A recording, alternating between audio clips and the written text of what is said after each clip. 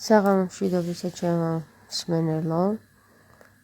დღეს მინდა რომ გესაუბროთ ესე იგი ამ თემაზე, რომელიც საერთოდ არ გამიჟღერებია ალბათ ჩემს ლაივ სივრცეში და თუ შემომიერთდები ძალიან კარგს იზავთ. ბევრი დრო არ მექნება სალაპარაკოთ, 13% მაქვს დარჩენილი. მაგრამ ის აუცილებელი საკითხი უნდა გავაშღერო, რომელიც ახლა შემოვიდა და გაიხსნა ცოტა ხნის წინ ჩვენთან.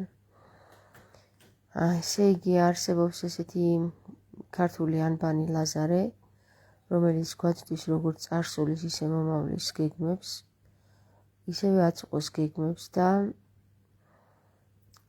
ცხვრის ორობით სისტემამ გახსნა თემა ჩინეთი. ხო და მოდი ახლა ჩინეთზე ვისაუბროთ.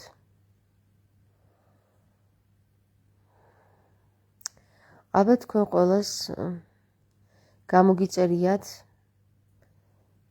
ჩინეთიდან ესა თუ ისა სათამაშო, ჩასაცმელი, სახელსაწყო, თუ რა ვიცი, 1000 გვარი რამ ჩინეთიდან იაფათ. თითქმის კაპიკის ფასებში, ხო? და თქვენ დაგიკმაყოფილებიათ თქვენი ეგო და გიფიქრეთ, რომ რა კარგი მოგება გავაკეთე, ჩინეთიდან ნახეთ რა იაფად გამოვიწერე და არაერთი ადამიანის მიერ მომისმენია მე ეს ფრაზა ზუსტად იგივე, რაც ეხლა მე გავაშღერე. კარგია ის, რომ დროებით და წუთის სოფელში ჩვენ ასე გვიხარია ხანმოკლედ და ჭკუა მოკლედ, მაგრამ სამწუხაროდ ამისი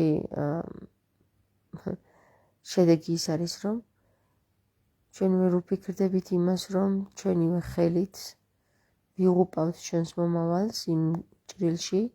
შეიძლება ეხლა რაღაც 5 კაპიკი დაზოგე, მაგრამ მომავლისთვის შენ დააფინანსე ის ქვეყანა, რომელიც აპირებს დედამიწის დაპყრობას და რომელიც თავისი ტექნოლოგიური განვითარებით თუ არა მხოლოდ ტექნოლოგიური განვითარებით, არამედ თავისი ხალხის გამრავლებითა და ასევე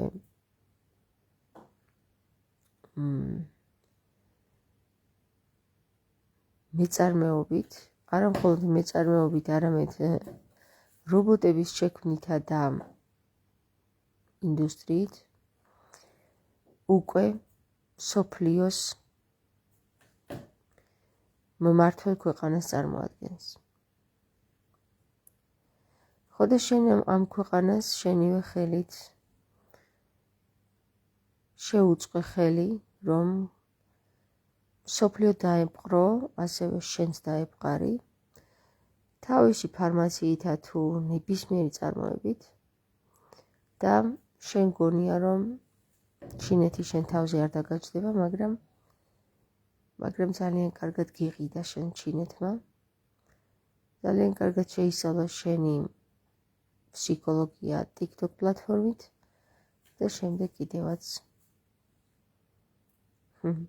გამოგიყენა, გაგაოინა, გოიმა.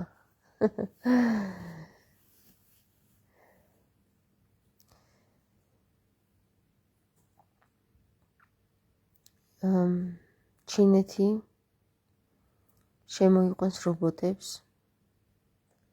ყველა თავის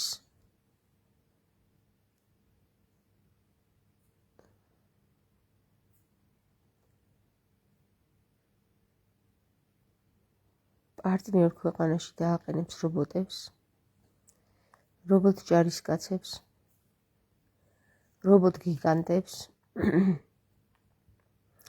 და სულ არ იქნება საჭირო ატომური ბომბის გავარდნა, ისე დაიპყრობს შენს ტერიტორიებსა და შენს აბსოლუტურად ყველაფერს ძალით. ისე რომ შენ და შენი ჯარი, რამდენიმე ათასიანი საქართველოს ჯარი, თუ ნატოს ჯარები, თუ რუსეთის ბომბები, ამის წინააღმდეგ ვერ წავლენ. ჩინეთი არის მსოფლიო მმართველი, მეგობრებო, და საბოლოო ჯამში ბოლო ჟამს ჩინეთი, აი ეს წითელი მეძავი გაბატონდება. ხო და შენ კიდე ამ წითელ მეძავს აფინანსებ და თანაც თავი გონია ქრისტიანი. მეორე წუთში მიხვალ ეკლესიაში და მოინანიებ, ან არც მოინანიებ, იმიტომ რომ ვერ მივხვდი რა გააკეთე და თავი ქრისტიანი გონია და ქრისტეს საუკეთესო მოძაფე, თუმცა ვაი რომ თვით მამაოებიც კი ჩინეთიდან გამოწერილ საკითხებს უწყობენ ხელს.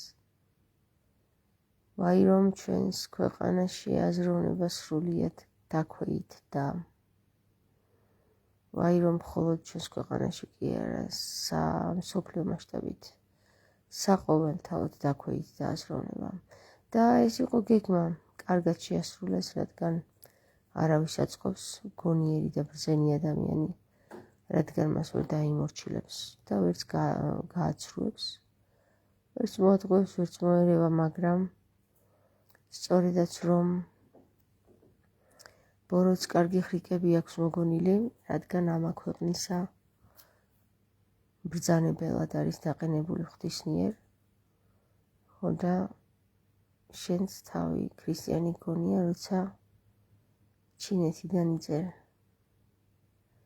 ამა თუ იმ ბავშვის სათამაშოს თუ ჭრელ კაბას. გაყიდულია სრულიად ყველაფერი, სული. ვაჭრად გადაიქცა სრულიად. საქართველოს 99% მოსახლეობა და ნუ გეგონება შენ გადაურჩები. ბოლო ჟამს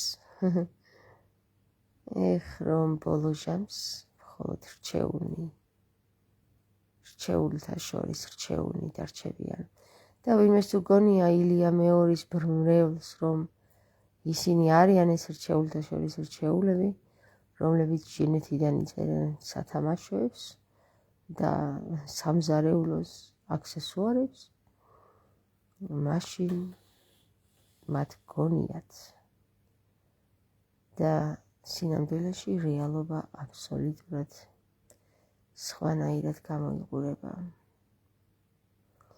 გისურვებთ გონიერებას, გემშვიდობებით.